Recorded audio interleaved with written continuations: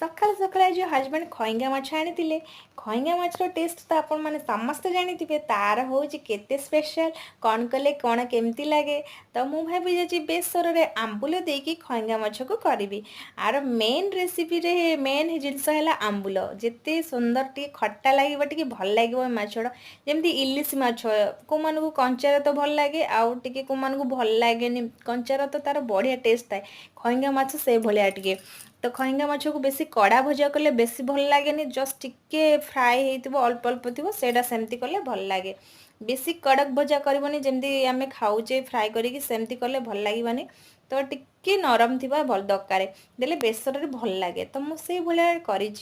तो ये मसला मोर प्रस्तुत हो सारा आंबुल तो देखुं आंबुल खंडे रखी मोर रेडी होगा खईंगा माछर बेसर। तो भाभी आज टे बैगन को फ्राए करी सब मसला पकईकी टे बड़ी बेसर ताको टे बेसर देकी भल